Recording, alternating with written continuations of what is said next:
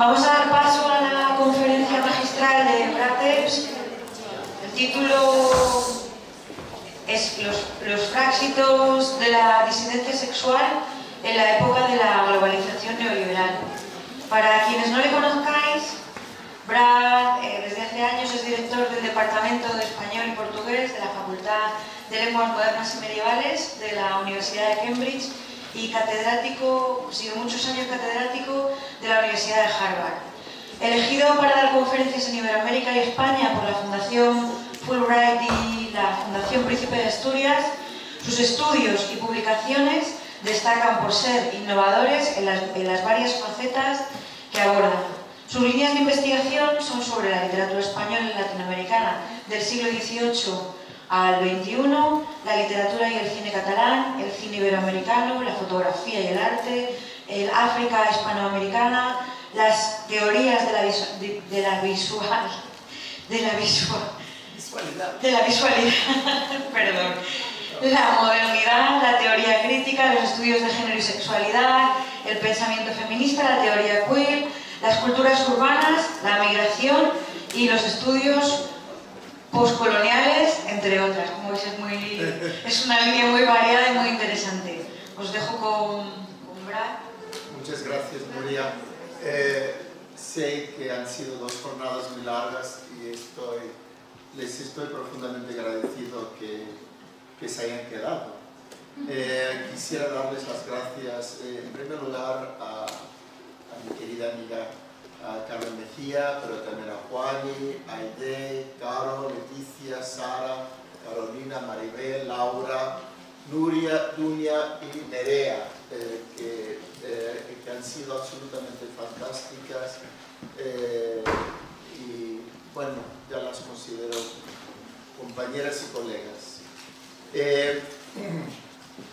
Mi intervención lleva dos epígrafes. El primero es del gran crítico argentino Néstor Perlonger y reza así: el tan mentado sistema no se sustenta solamente por la fuerza de las armas ni por determinantes económicos. Exige la producción de cierto modelo de sujeto normal que lo soporte. El segundo es de Ana de Miguel, un libro que compré ayer, que se titula Neoliberalismo sexual, que reza así: el feminismo de la igualdad formula la necesidad de una alianza fuerte y consistente con todas las personas y grupos que se oponen al neoliberalismo y a la conversión del ser humano en mercancía. Sin más, arranco. El deseo minoritario, alternativo y disidente hace tiempo que está en crisis, no porque el orden establecido del mal llamado mundo occidental lo condene, persiga y anule, sino porque con cada vez más regularidad ostentosa lo avala, protege y asimila. Esta al menos es la postura y la preocupación de un número considerable de críticas, críticos y activistas que configuran un reciente volumen coordinado por el profesor Dieter Ingenscheid sobre sexualidades minoritarias en España y América Latina a finales del siglo XX y principios del siglo XXI. Dicho volumen, aún inédito y fruto de un encuentro celebrado en Berlín hace 2 años, va a constituir el eje de mi intervención esta tarde, en gran parte porque reúne un amplio registro de perspectivas entre feministas y queer, todas articuladas además en lengua española, de diversos países de América Latina y Europa. A través de una variedad de textos y contextos, subjetividades y situaciones, teorías y prácticas, estas críticas, críticos y activistas abordan, entre otras cosas, la disipación, disolución y discapacitación, pero también la resistencia, rearticulación y reconfiguración de una radicalidad antaño ligada de manera casi automática o congénita incluso a la homosexualidad y otras modalidades sexuales no abocadas a la reproducción, tanto biológica como simbólica, del sistema masculinista y heteronormativo dominante. Conviene notar de entrada que la persistente variedad de términos tales como orden establecido y sistema dominante se soslaya solo parcialmente con los calificativos de masculinista y heteronormativo, no solo porque la aparente equivalencia entre heterosexualidad y normatividad es engañosa, como si toda práctica heterosexual fuera normativa, cuando no lo es, sino también y sobre todo porque el éxito de proyectos de reivindicación civil en un creciente número de países de ambos hemisferios ha generado una homonormatividad cuyo modelo principal es el masculino, lo que Sheila Jeffries ha llamado la desaparición queer de la lesbiana, y cuyos valores principales son la monogamia, el matrimonio y la familia, así como el servicio militar, el individualismo, la competitividad y lucro económicos, el bienestar psicofísico, mente sana, cuerpo sano, lo que voy a decir tiene mucho que ver con la mesa anterior, y el atractivo corporal, todos ellos entendibles en términos de violencia simbólica y, como no, material. Semejante concepto del éxito, propio del capitalismo globalizado neoliberal, es visto y vivido por todo un conjunto de personas contestatarias como un fracaso, si no total, al menos parcial. El fenómeno, por particular que pueda parecer, es harto general y de larga, aunque accidentada, duración. Como bien dijera la crítica feminista Barbara Johnson en relación con la institucionalización de la deconstrucción a principios de los años 80, nada fracasa como el éxito. Dada la importancia del legado de la deconstrucción en lo que Fernando Blanco designa como el proceso de desandar los códigos binarios del activismo y pensamiento de la disidencia genérico-sexual, la referencia a Johnson no es nada casual.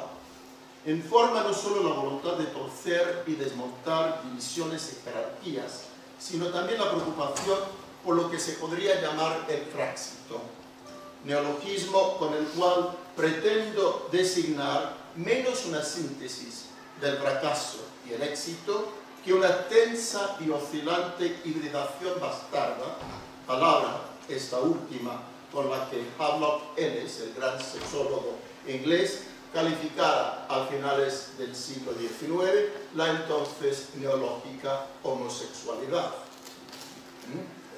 Un engendro hecho de un elemento latín y otro elemento griego. De ahí la condena de hibridación bastarda. Esta hibridación bastarda atraviesa aquellas propuestas, como la de Judith o ahora Jack Halberstam, que postulan encontrar en el fracaso un arte peculiarmente queer. Propuesta interesante, lo reconozco, pero también harto debatible por el éxito de Halberstam y de la teoría queer en general, como por el hecho de que el fracaso fue elogiado como un arte necesario al éxito por personas tan antinormativas como Thomas Edison y Winston Churchill. Es decir, en fin. Sea como fuere, la pregunta que Johnson se hace es la siguiente: ¿cómo puede el impulso deconstructivo retener su energía crítica ante su propio éxito? Y aquí su pregunta. Es prácticamente la misma, mutatis mutandis, que se hacen estudiosas y estudiosos como Halberstam, Heather Love, José Muñoz, Judith Butler, Denise López y Lucas Martinelli. ¿Cómo puede el impulso alternativo LGBTIQ y o queer retener o recuperar su energía crítica ante su propio éxito? La ambivalencia con la conjunción copulativa y disyuntiva y o LGBT y o queer tampoco es casual, ya que si bien lo queer se ha promocionado como una opción recalcitrante a las políticas identitarias, su relación de parentesco con las mismas es innegable. Es decir, su tan celebrada como vapuleada dedicación a la desidentificación, aún más allá o tal vez aún más acá de las categorías de la captación identitaria, se encuentra sombreada por aquello que pretende deshacer o, en palabras de Blanco, desandar. Y de modo tal que, en palabras de Martinelli, el joven crítico argentino, entre las identidades rígidas, rigor mortis, queer ya es una más, fin de cita. Es a la luz de las tensiones entre la identificación y la desidentificación que se puede hablar de una genealogía queer, gay queer, tal y como lo hace Jorge Luis Peralta en un perspicaz análisis de las novelas de Oscar Ernest Villordo. Dentro de esta genealogía gay queer cabría situar, pero solo en parte, es decir, solo de manera interseccional, una genealogía que, como recuerda Estrella Díaz Fernández, la crítica feminista y lesbiana también ha tratado de recuperar y visibilizar. Dicha genealogía no se limita ni mucho menos al quehacer literario en el que se enfocan Peralta y Díaz Fernández, sino que se extiende a toda una gama de manifestaciones socioculturales, entre las cuales las artes visuales, el teatro, la música, el performance, la historiografía y, de modo especial, el activismo e incluso la acción directa.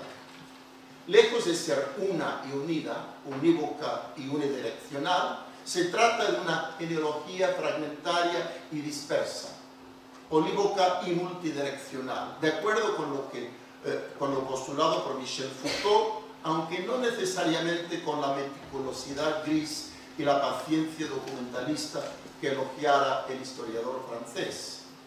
Ahora bien, por fragmentaria, dispersa y desnaturalizada que sea esta genealogía o estas genealogías, se efectúa una irónica reinscripción del pensamiento binario.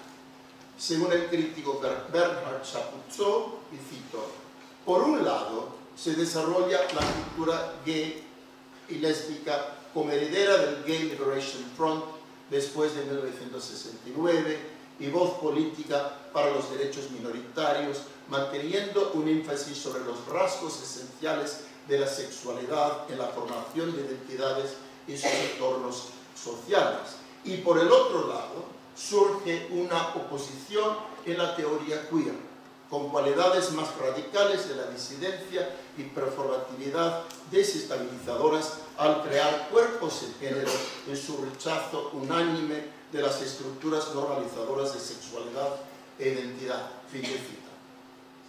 Lo gay, en cuanto heredero, cosa que voy a cuestionar, en cuanto heredero de un movimiento supuestamente originado en los Estados Unidos de América, vendría a constituir lo que el crítico español Fran Zurian, profesor de aquí, de la Complutense, llama un modelo de representación positivo que, si bien se propaga por la televisión, también se propaga por un vasto abanico de medios y modas. Zurian estudia la presencia de personajes LGBTIQ en la televisión de ficción española de la transición al gobierno de José Luis Zapatero, cuando, al igual que en muchos otros países del mundo, se avanzaron versiones edulcoradas, sentimentaloides, asimilacionistas y consumistas, no solo de lo gay y en muy menor grado lo lésbico, sino también de lo queer. Vocablos, me apresuro a añadir, cuya impronta anglófona, como veremos, no está en absoluto exenta de problemas.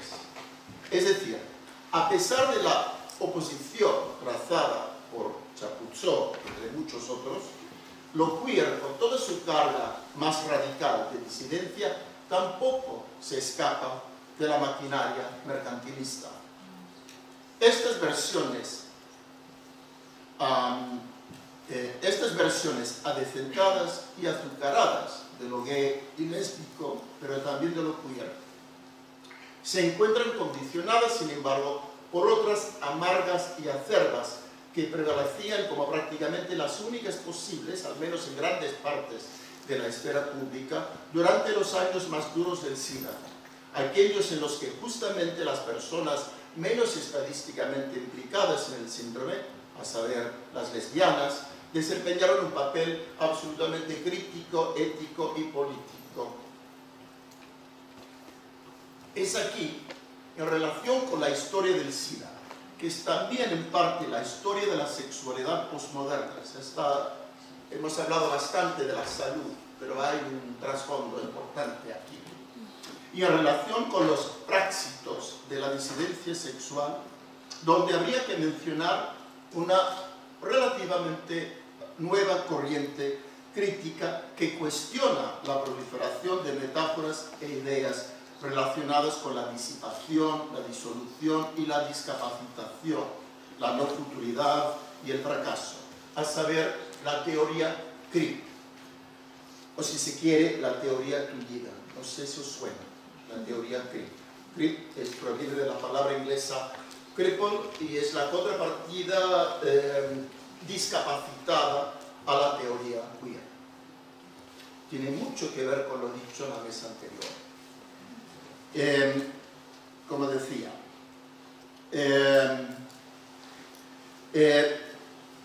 Robert McLuhan, probablemente el teórico más influyente de la teoría tullida, dice haber llegado a lo tullido por la crisis del SIDA y por extensión por la crisis de la liberación sexual tan marcada por el movimiento feminista. Si por un lado McLuhan apunta a la, y cito, a la intersección de los estudios de la teoría queer con los estudios de las personas con diversidad funcional, por otro lado afirma que, y sigo citándolo a él, ya no basta con ser queer para desafiar a los sistemas del poder. De hecho, muchos pensadores queer han señalado, por el contrario, que las identidades queer ahora contribuyen activa y abiertamente a los sistemas del poder. Fin de cita. Esta contribución a los sistemas del poder, esta complicidad con lo que Ana de Miguel llama la cultura del escándalo y el mercado de los cuerpos, no solo se ve en la ampliación del consumismo, el servicio militar, el matrimonio, el hipernacionalismo y lo que Blanco llama el romanticismo homoparental, sino también en el predominio de imágenes altamente rentables de cuerpos sanos, jóvenes, fuertes, delgados y bellos, en términos más bien clásicos y normativos. O sea, me hago solidario de la presentación de Magdalena. Hay otro componente más, eso es la misma discapacitación. Entonces hay una gran gama de cuerpos y vivencias en juego aquí.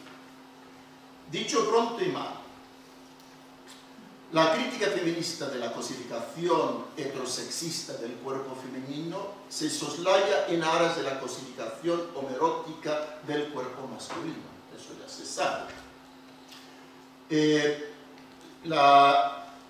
Frente a dicha cosificación, la teoría tullida denuncia una doble obligación compulsiva, un doble imperativo categórico, si se quiere. Primero, la heterosexualidad, cuyos mecanismos de posición Adrienne Rich ya desmenuzara en 1980, en relación con la existencia lesbiana. Y segundo, y esto es muy importante en mi opinión, la capacidad y la salud tanto físicas como mentales. Lo crip, al igual que lo queer, lo tullido, al igual que lo torcido, constituyen entonces una marca de fuerza, de orgullo y desafío, según McLuhan, y lo sigo citando, cuyas connotaciones negativas relacionadas con el estigma y la burla va a acarrear siempre, al menos en principio. La salvedad, al menos en principio, o mejor dicho, al menos en teoría, es crucial, porque McLuhan entiende estas cuestiones dentro de un contexto socioeconómico en el que el capitalismo neoliberal, por un lado, exacerba las diferencias y ahonda las brechas para rentabilizarlas, para sacarles partido, y en el que, por otro lado, genera a contrapelo alianzas de contestación internacional. Quisiera pensar cómo le encuentro este. En muchos respectos, la apuesta de Néstor Perlonger, es uno de los fundadores del Frente de Liberación Homosexual en Argentina, la apuesta de Berlonger por un nuevo concepto de la belleza y de la poesía, cito, mezclado con lo bestial, enchastrado, embarrado, pero lleno de brillos y de lujos de pobre, anticipa lo que Melania Moscoso Pérez y Soledad Arnaud Ripollés en su entrevista con Kruger llaman la reapropiación de la dignidad disidente. Dignidad que evidentemente no se desprende del todo ni de la indignidad ni de la indignación, en el sentido formulado por Stéphane Hessel en contra de la bancarización de la sociedad civil. Para Nina Lorenz y Marta Zapata Galindo, de México, el modelo de representación positivo examinado por Franz Turian en el contexto de la normalización de la homosexualidad en España ha llegado a ser tan contradictoriamente hegemónico en un creciente número de países que conforma, según ellas, y cito, un mainstream gay globalizado, made in USA también. Esta nueva normatividad sexual surge de la promesa aparentemente acomodaticia, pero en realidad harto restrictiva. Eso tiene que ver con el engaño de la libertad de elección que denuncia también Ana de Miguel. Esta nueva normatividad sexual surge de la promesa aparentemente acomodaticia, pero en realidad harto restrictiva, de que mediante el esfuerzo individual, cualquiera, sea la que sea su identidad genérico-sexual o etno-racial o incluso su situación económica, socioeconómica, puede triunfar, puede lograr el éxito. Casi siempre entendido en términos mercantilistas y meritocráticos.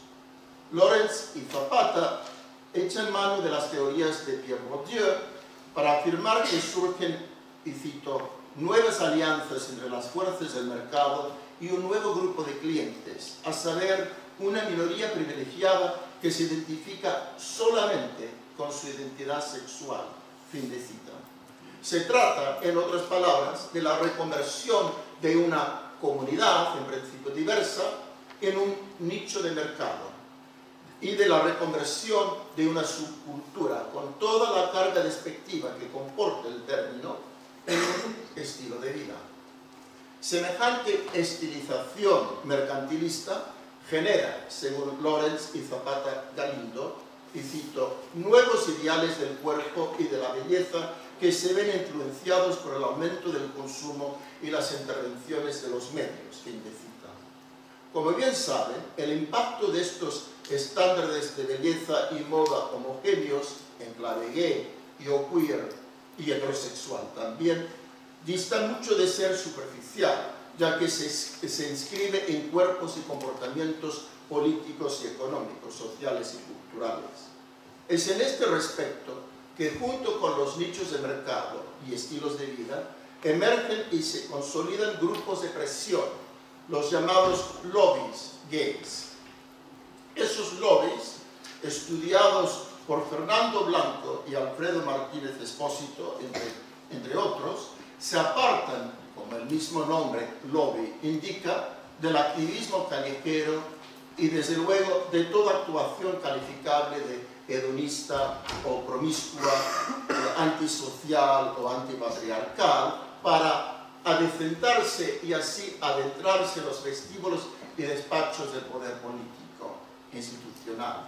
Son, en definitiva, sintomáticos del deslizamiento de la norma, de su paradójica naturalización, desnaturalización instrumentalista, es decir, de su práxito. Fernando Blanco, en una brillante lectura del porno activismo en el Chile postdictatorial, examina justamente, y cito a Blanco, la reapropiación por parte de la derecha y del gobierno de la nueva mayoría de las discusiones ciudadanas en torno a identidad de género e identidad sexual defendidas en el pasado por sectores cercanos a la izquierda histórica popular. Fin de cita.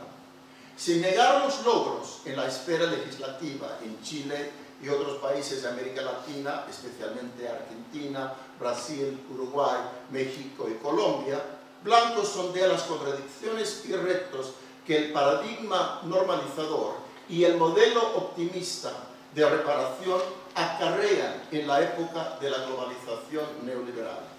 Al igual que Martínez Expósito, que reconoce que, y cito, el proceso de normalización es en cierto modo un proceso de disolución de la especificidad cultural LGBTQ y su inherente queerness, fin de cita.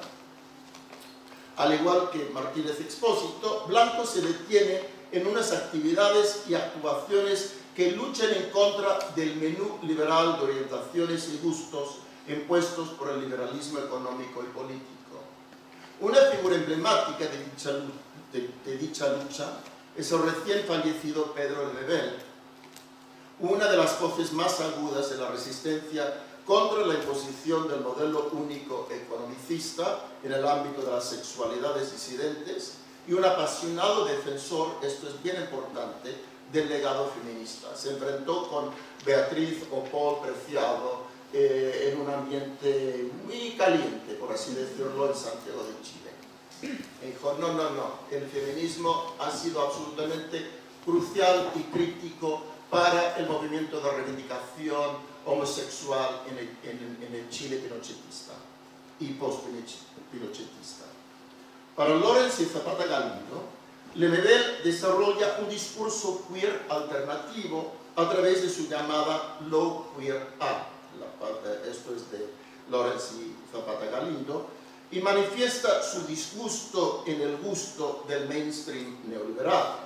Tanto el discurso como el disgusto los desarrolla y manifiesta Lemebel a través de su propia persona, carnal y deslenguada, faraónica, monumental y desafiante, para usar las palabras de Blanco. El desafío de Lemebel, siempre provocativo, se extiende a la monumentalización de una historia hegemónica en la que una revuelta en un barrio de la ciudad de Nueva York se erige como el supuesto origen y punto de referencia obligatorio de todo un movimiento de reivindicación sociosexual a lo largo y ancho del planeta. En una de las crónicas de Loco Afán, titulada Crónicas de Nueva York, el bar Stonewall, Lemebel se mofa, y cito, se mofa de estas gringas militantes tan beatas y comerciantes con su historia política. Y se estremece en una mezcla de desdén, temor y voluptuosidad vomitiva ante, y cito, los músculos y fisicoculturistas cuya potencia masculina empequeñece como una mosquita latina. Fin de cita. Uno de los grandes. En términos que a la vez recuerdan y matizan los de la teoría tullida, Lemebel aduce una, y cito, desnutrición de loca tercermundista, fin de cita, que pone sobre el tapete el hambre, la escasez y la pobreza como factores de discapacitación. Finalmente, en relación con la bandera de todos los colores del arco iris gay, pone en tela de juicio su validez policromada al sugerir que el estandarte sea, a fin de cuentas, de un solo color, el blanco. Y cito, porque tal vez lo gay es blanco. Fin de cita. La percepción y crítica de una blancura preponderante y de clase media en la promoción a escala global de lo gay funciona a la vez como una tónica y un revulsivo en el suministro de un proyecto centrado en la expansión más que en la deconstrucción de la normatividad. Como una loca consagrada a la desacralización, Lemebel, hondamente influido por Berlonger, defiende una especie de anormalidad contrahegemónica en la que cuestiones de raza, etnicidad y clase, pero también de edad, apariencia física y estado de salud o enfermedad, se entretejen con cuestiones de género y sexualidad que solo parcialmente podrían considerarse como fundamentales. De nuevo, un acercamiento interseccional o transversal. Dicha pluralidad y complejidad, que nos recuerdan la madeja que sirve de emblema del congreso que nos reúne aquí, sobrepasa la contienda gay-queer. Dicho de otro modo, si lo queer funciona como la contrapartida díscola y excesiva de lo gay, lo hace sin embargo en muy menor grado respecto a lo lésbico, lo trans y lo intersexual. De hecho, en diversos trabajos que versan explícitamente sobre modalidades lésbicas y o transgenéricas, el término queer apenas se menciona. Es decir, se evita, se ignora o se desestima la contienda terminológica y conceptual gay, queer que he estado desmenuzando aquí. Díaz Fernández, por ejemplo, examina dentro de un poroso marco genealógico lésbico la significación del nombre propio, del seudónimo y del anónimo. Otras maneras de vestir el cuerpo, si se quiere, mediante los apodos. Alguien antes habló de los apodos, los sobrenombres. Rafael Mérida Jiménez propone, dentro de un no menos poroso ámbito genealógico transgenérico, una transtextualidad que abarca la gestualidad, la sexualidad y la teatralidad.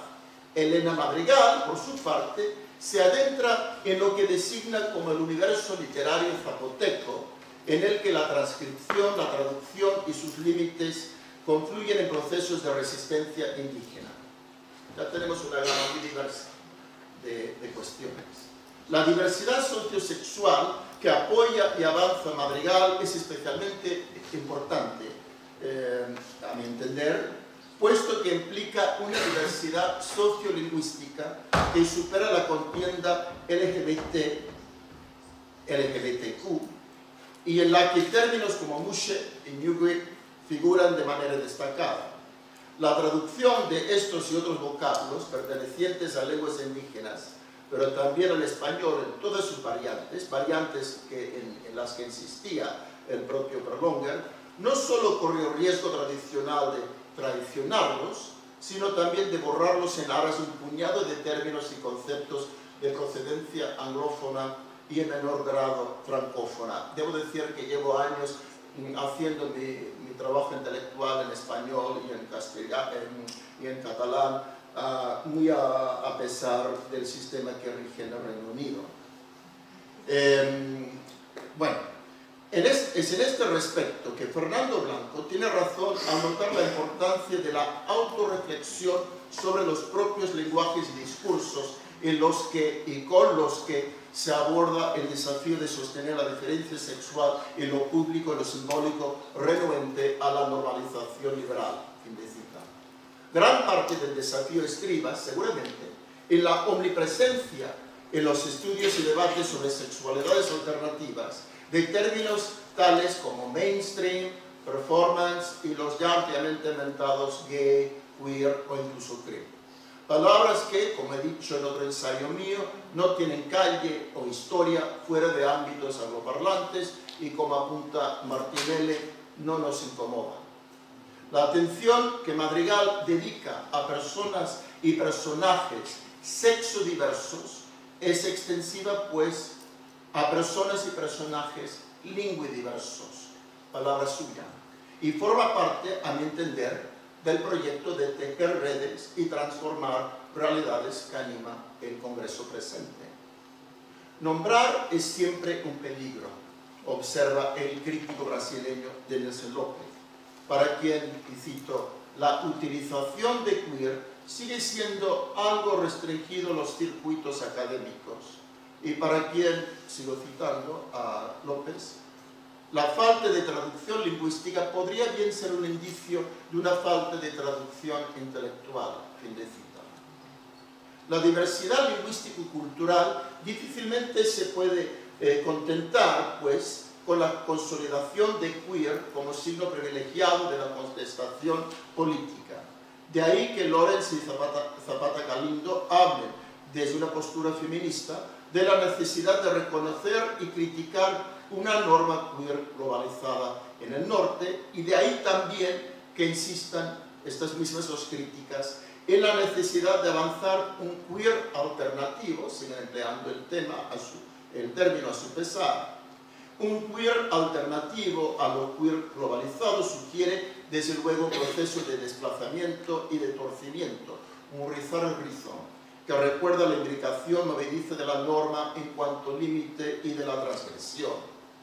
También sugiere una revolución permanente, que se moviliza en contra de la permanencia, es decir, en contra de su propia consolidación, institucionalización y normalización, y desde luego su mercantilización. Esta revolución permanente es muy difícil. No ha obstado para que algunos de los valores consagrados de la teoría queer angloamericana, como Eve Kosofsky-Sedgwick, en paz descanse, y Lee Edelman, hayan intentado erigir y estilizar lo queer como la figura y la forma de una política alternativa, e incluso, en el caso de Edelman, de una negatividad radical que se cifra en la denuncia de toda futuridad reproductiva. No tengo tiempo para entrar en la crítica bien interesante, bien problemática, que hace Edelman de la reproductividad futurista o la futuridad reproductiva, pero bien se podría decir que la figura del queer como fuerza contraria a dicha futuridad reproductiva cobra unas dimensiones heroicas en su discurso. Ahora bien, llama la atención que la negatividad radical a la que Edelman se aferra apenas se detiene en cuestiones de clase, raza, etnicidad, religión, nacionalidad, capacitación, colonialidad, historia y lengua, más allá de los juegos retóricos dentro de un inglés nunca cuestionado como vehículo privilegiado de lo queer. Lo que es más, lejos de eludir toda captación definicional, lo queer para Edelman se define, como observa Halberstam, como la muerte y la finitud. De ahí su valor. Es importante notar que Edelman, en su afán de perfilar lo queer como una negatividad ejemplar, la negatividad ejemplar, deja de lado otras formulaciones, otras vivencias que también podrían relacionarse con la no futuridad, a saber, la marginación, la explotación y la destrucción económicas y medioambientales, la depredación neocolonial, la extrema discapacitación y la enfermedad, la violencia de género, el feminicidio y un larguísimo etcétera. Sin ir más lejos que los Estados Unidos de América, país que constituye el casi exclusivo marco de sus referencias, si hay un grupo de sujetos que encarnan y emblematizan la no futuridad, bien podrían ser los hombres negros, sea el que sea su orientación sexual, ya que su esperanza de vida es estadísticamente hablando la más baja del país, por debajo de la de un palestino en Palestina. Sí. Y estamos en una etapa post-racista y post-feminista, ¿no? Con Donald Trump a la cabeza.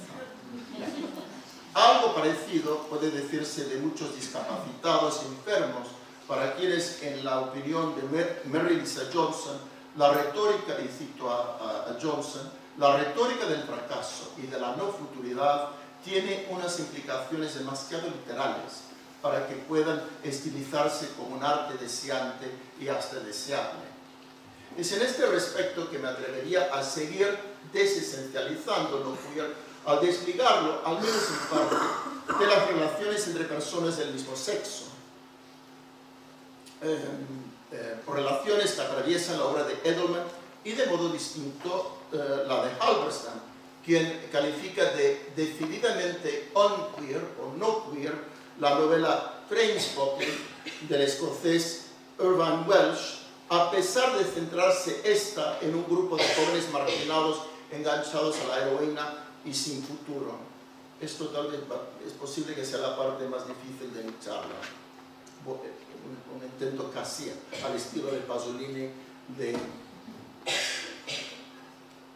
prestar atención a los marginados machotes heterosexuales.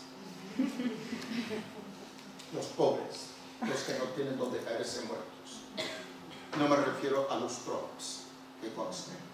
Si bien encuentra en Trainspotting, Halberstam, muchos de los atributos asociados con lo queer, entre los cuales el fracaso y una crítica feroz de la vida normal, Halberstam encuentra la novela, y cito, demasiado heteromasculina, fin de cita, como para merecer, que valga el término, inclusión en el oscuro panteón de lo queer, sin descartar su argumento, que es importante, que ve en la homofobia la descalificación primera y última de lo queer. Cabe cuestionar, en mi opinión, si la homofobia de los marginados, los pobres y los discapacitados es la misma que la de los ricos y poderosos, con frecuencia perfumada la homofobia de los ricos y poderosos con una tolerancia que Herbert Marcuse llamara represiva. La pregunta que formula Berlonger en su ensayo Matan a una marica, ¿de qué se habla cuando se habla de violencia?, se presta entonces a otras. ¿De qué se habla cuando se habla de misoginia? ¿De qué se habla? ¿Desde qué estratos económicos se articulan, se manifiestan? ¿Cuáles son sus sujetos de enunciación y sus instrumentos de ejecución? A Berlonger, la cuestión de la violencia, y más específicamente la violencia ejercida contra los homosexuales, lo lleva a preguntarse, y cito, ¿cuáles son las fuerzas en choque? ¿Cuál es el campo de fuerzas que afecta su entrechoque? Fin de cita. A diferencia de Halberstam, para quien lo unqueer o lo no queer parece demarcarse y desmarcarse claramente de lo queer, Berlonger atiende a las oscuras imbricaciones, a las redes, a las complejidades y complicidades que hacen que, y vuelvo a citar a Berlonger, que entre toda la gama de vividores, lúmpenes, desterrados, fugados o simplemente confundidos, suelen reclutarse los propios ejecutores de maricas y desde luego de mujeres. Fin de cita. En otro ensayo, Avatares de los muchachos de la noche, Berlonger insiste en la existencia de, cito, cierta relación de contigüidad entre las marginalidades sexuales que atentan contra el orden de la reproducción sexual y las económicas que atentan contra el orden de la producción social. Lazo entre homosexualidad y marginalidad que se mantiene vigente a despecho de los reclamos de la dignidad de los homosexuales más modernizados. Fin de cita. Lejos de trazar una línea divisoria entre, por ejemplo, drogadictos machistas y maricas promiscuas, Berlonger habla en términos de redes y enredos, cruces y entrecruces, flujos y derivas. Anticipa y en muchos respectos ahonda, pues, lo que luego se presentaría desde el norte como la radicalidad queer.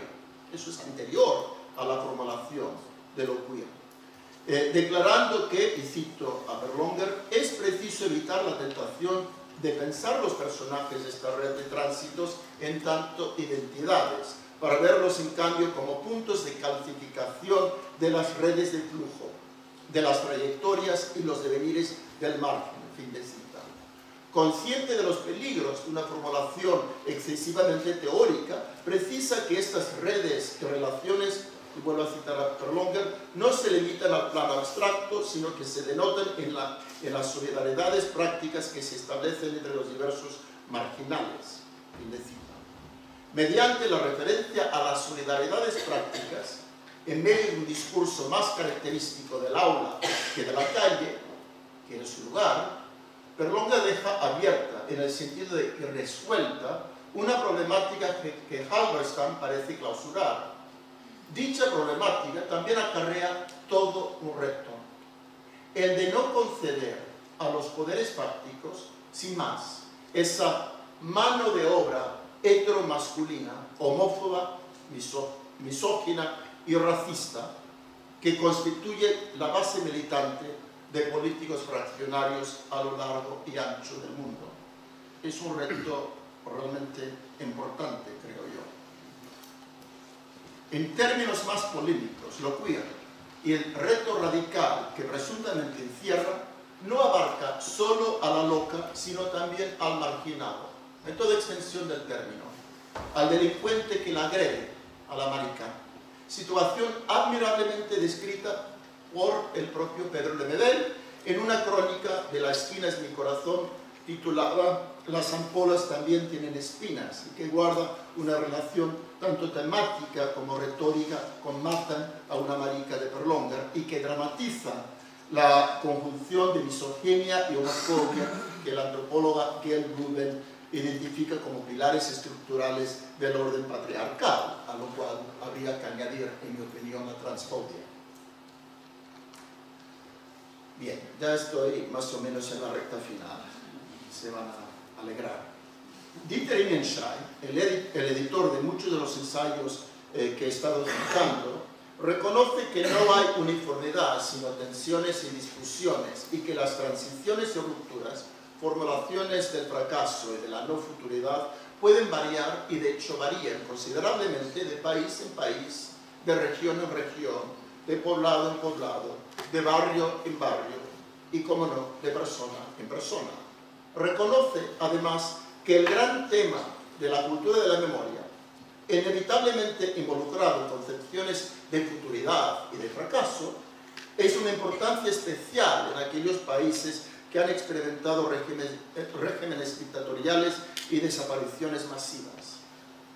Afirma, en resumen, que la violencia del orden político-económico dentro y fuera de unos determinados países no es una cuestión particularmente gay o queer, son palabras suyas, sino que abarca una gran diversidad de identidades y vivencias genérico-sexuales, entre las cuales, muy evidentemente, o tal vez no tan evidentemente, las de las mujeres heterosexuales. Tanto es así que en estas y en otras partes del mundo, en las que lo simbólico y lo real se articulan y desarticulan en otras lenguas, que no sean el inglés, y en las que otros pasados y presentes informan y deforman otros futuros, el verdadero queer alternativo consistiría en la diversificación y dispersión, tal vez incluso en la suspensión, sino supresión de este vocablo clave, demasiado clave. Es importante aclarar, de todos modos, que la presencia de términos y conceptos procedentes de otros idiomas, como queer, no constituye en sí un problema insoslayable. Después de todo, la importación, la imitación y la apropiación son prácticas que disfrutan de una larga y variada tradición dentro de la cultura sexual minoritaria y alternativa. Esa especie de reciclaje de modos y modas existentes. Dicha apropiación constituye lo que Alberto Mira designa como una estrategia que ayuda a fortalecer discursivamente las identidades no normativas, pero no de modo perenne y permanente, precisa él, ya que, y estoy citando a Mira, la apropiación no establece verdades, sino que produce un discurso provisional, provocativo, encaminado a conseguir unos fines que, una vez conseguidos, pronto pueden abrirse a otros. La referencia a un discurso provisional en relación con el fortalecimiento de las identidades es importante en la medida en que introduce una provisionalidad estratégica frente al ya tal vez más familiar esencialismo estratégico que defiende Gayatri Spivak, entre otras. Es aquí donde el discurso provisional, un decir dado, al menos en parte, al desdecir, se liga a la comunidad efímera. Ese será el último concepto de mi intervención. Se liga a la comunidad efímera que la crítica feminista Marta Segarra pondera en un bello ensayo sobre la poesía de María Mercè Marçal, la escritora lesbiana pionera y emblemática de la literatura catalana, en palabras de la propia Segarra. A través de la textura poética de Marçal, Segarra elucida una preocupación que comparte en mayor o menor grado un número importante de pensadoras, pensadores y activistas, a saber, la comunidad. Lejos de reafirmar estructuras de mera oposicionalidad, hombre, mujer, blanco, negro, ciudadano, extranjero, etcétera, etcétera, Segarra aboga por una teoría y práctica de, y cito, es una cita bastante larga, una teoría y práctica de la comunidad, no como una afirmación de determinadas características o propiedades que nos reunirían con otros individuos semejantes, por ejemplo, ser catalán, pero también ser mujer o lesbiana, sino como una expropiación de nosotros mismos, de nosotras mismas. Es decir, no como algo que vendría a colmar la brecha que existe entre los individuos, sino como aquello que se sitúa en este vacío, en el entre. Fin de cita. Reconozco que es una cita difícil, bella, pero difícil. Es la dificultad del reto del otro. Este entre difícilmente se deja cuajar como pura negatividad, ni tampoco, obviamente, como pura positividad.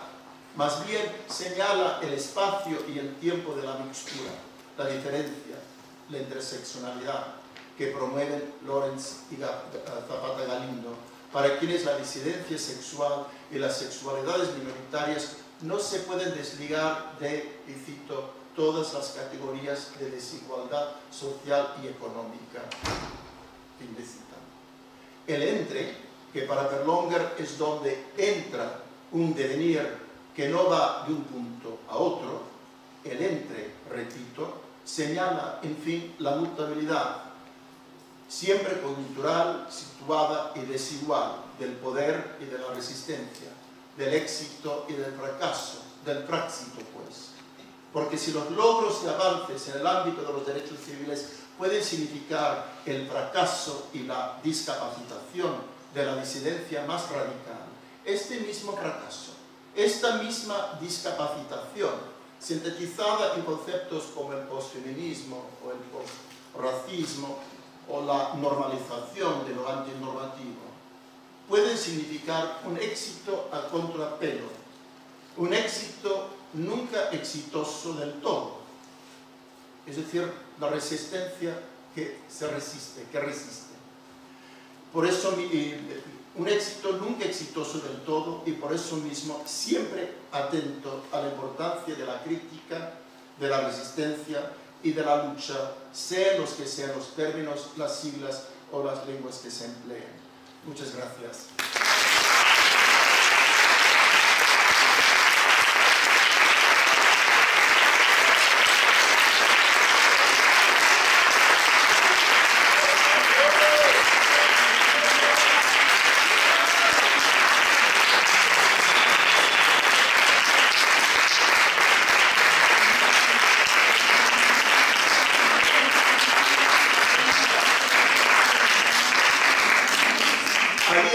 Aquí, que si fracase este discurso mío también habría sido en parte un éxito.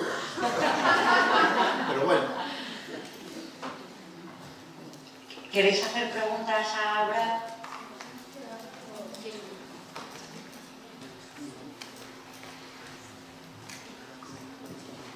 Bueno, primero muchísimas gracias por una charla tan interesante, la verdad. Y más que una pregunta, es que me ha venido a la cabeza con esto esta idea de normatividad homosexual. Creo que ayudó mucho los años 80, con la época Thatcher, con toda la creación del neoliberalismo anglosajón, bueno, con Reagan. Y creo que pensando en las películas, sobre todo en el cine, bueno, también la lucha homosexual que hubo desde parte de la cultura, como Jimmy Somerville o Boy George, pero en el cine se hicieron varias películas que trataban el tema homosexual, pero claro, siempre desde un punto de vista muy realmente heterosexual, me refiero. Me vienen a la cabeza películas como Maurice, que es una adaptación, o como Another Country, donde los protagonistas eran jóvenes de clase alta burguesa, eligiendo actores realmente guapos y atractivos, y que en ningún momento incomodaban como podían ser las películas de Pasolini, por ejemplo. También pensando en películas como las películas de Visconti, que también trataban de vez en cuando sacaban homosexualidad, pero claro, Visconti, un hombre perteneciente a la nobleza, que también sus modelos masculinos eran como su pareja Helmut Berger. Entonces, como esto, creo que ha creado una idea de la homosexualidad, o más bien un modelo homosexual que no incomoda al heterosexual y al heteropatriarcado. Entonces yo creo que tiene mucho que ver todo, como has comentado, el neoliberalismo y esa época para crear este modelo. Efectivamente, vamos a ver, Levinas, el gran pensador ético, dice que la ética estriba en la incomodidad. Por otra parte, diría que esperar que determinados sujetos, los marginados, los homosexuales, los gays, las lesbianas, los trans, los gordos y gordas, etcétera, etcétera, sintiéramos una especie de malestar constante, en referencia a una de las charlas excelentes de la mesa anterior, o una incomodidad perenne. Yo creo que eso también sería pedir demasiado. Por lo tanto, tampoco quisiera cargar las tintas, es decir, que reconozco la importancia de estos avances, de estos logros, bueno, sin comillas ya, de estos avances, logros, como decía aquella señora en el documental que vimos esta tarde, he nacido pronto, he nacido demasiado pronto. Yo respeto esa declaración y no quisiera quitarle su fuerza, una fuerza empática, simpática, pero también política. Por otra parte, sí, creo que es verdad. Hoy en día creo que sería difícil de negar que se haya operado una normalización, una expansión de la norma que realmente no han atentado contra las bases del sistema tardo-capitalista. Evidentemente, para mí, tal vez como Althusser, lo económico es determinante en última instancia. Con esto no quiero decir que lo genérico sexual sea meramente maquillaje, que ya sabemos lo que significa el maquillaje también, ¿no? Pero sí que quiero apuntar a cuestiones que tienen una dimensionalidad global, mundial, internacional si se quiere, y son de índole económica, el sistema económico que lo aglutina, procesa, vampiriza todo. ¿Cómo resistirse contra esto? Para mí es uno de los retos importantes. ¿Alguien más?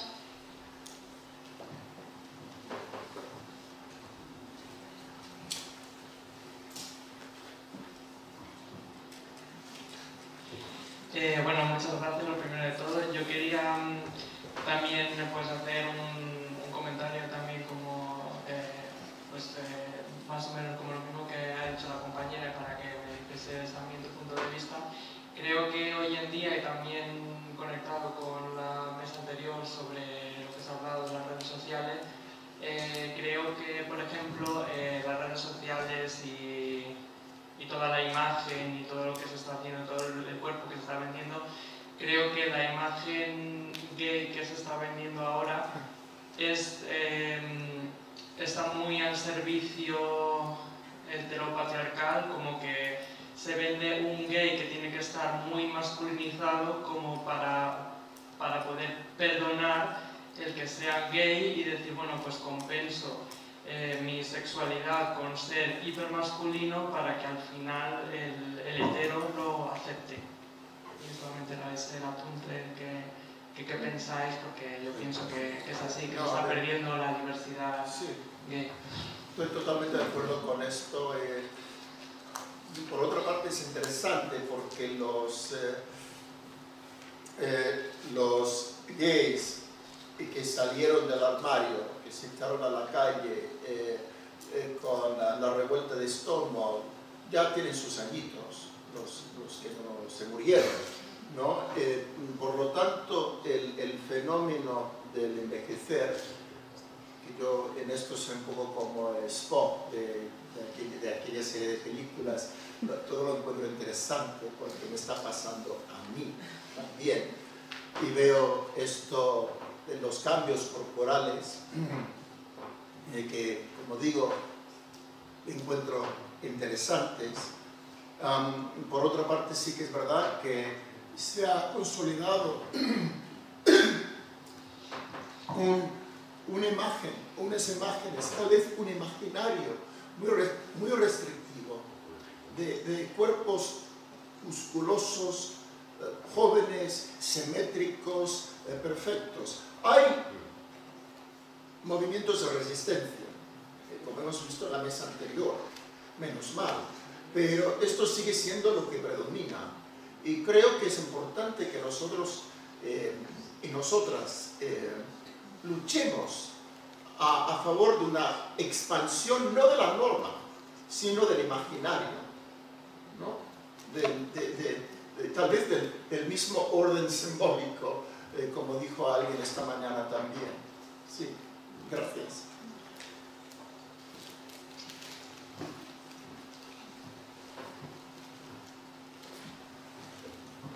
Muchas gracias, ha sido brillante, ya lo sabíamos. Lo que te quería decir también es que yo encuentro que los tentáculos del capitalismo lo abarcan todo y también son selectivos. Entonces yo creo que saben muy bien dónde pueden apropiarse, en este caso, de una homosexualidad.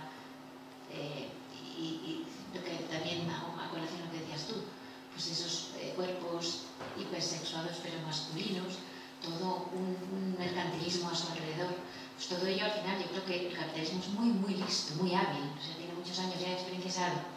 Yo creo que no sé si has tenido juegos, si tiene que ver con lo que decías hoy en la... Sí, efectivamente.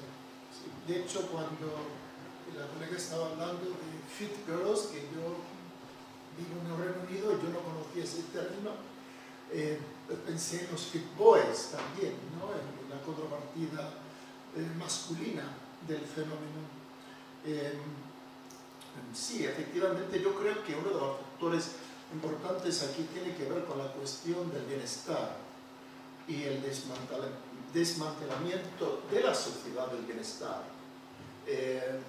Cuestiones de cobertura médica, de atención médica, cuestiones que se van en muchos países privatizando, como la educación, ¿no? Que van a acabar siendo, de continuar así, propiedad de unos cuantos, de unos selectos. De hecho ya ha sido así, es así, pero de acuerdo con Brecht me niego a aceptar que, por lo tanto, vaya a seguir siendo así, ¿no? Pero efectivamente, sí, no sé si el capitalismo es muy sabio. Yo creo que es muy voraz, eso sí. Vamos a ver si es sabio o no. Para mí uno de los emblemas del capitalismo es Donald Trump, y no creo que sea un tipo especialmente sabio. Ladino, taimado, eso sí, pero en fin.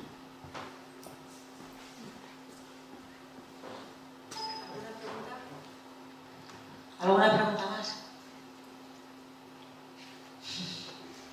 Estamos cansadas y cansados, Sí. ¿no? Bueno, entonces, si os parece, voy a pasarle la palabra a Carmen Mejía, coordinadora del doctorado de Estudios Feministas y de Género del ISTIFEM, para que cierre el acto. Muchas gracias. Bueno,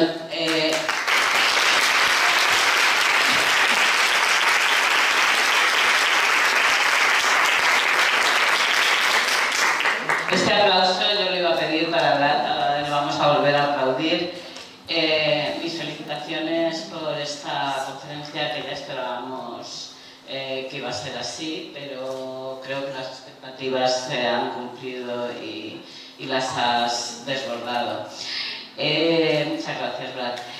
También quería, si empecé el primer día en la apertura diciendo que este encuentro estaba lleno de expectativas y agradeciendo la organización a todas las doctorandas. Yo estoy muy contenta por el trabajo que se ha realizado aquí, no solamente por el trabajo de las doctorandas en esta organización tan generosa y llena de múltiples problemas, pero que se han solventado muy bien y al final han sido risas, nervios y sonrisas compartidas, sino también llegando a este resultado final porque tenemos un trabajo muy brillante por parte de todas las personas que han intervenido en las diferentes mesas. Si también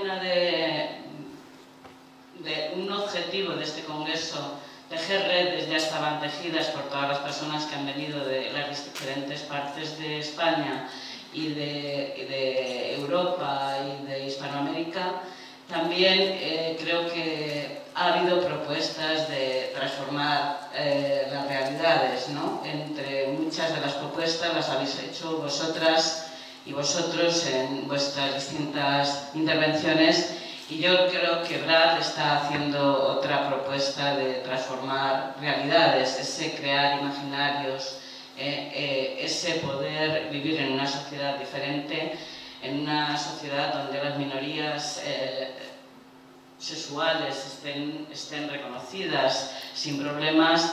Bueno, yo creo que cada uno sacará las conclusiones pertinentes de este encuentro, pero simplemente es agradeceros a todos que hayáis llegado hasta este final, agradecer a Brad, que está bueno, un poco acatarrado y muy cansado, pero también creo que nos ha aportado mucho. Y bueno, yo solamente tengo que deciros que he aprendido mucho con todos y todas, y muchísimas gracias por todo.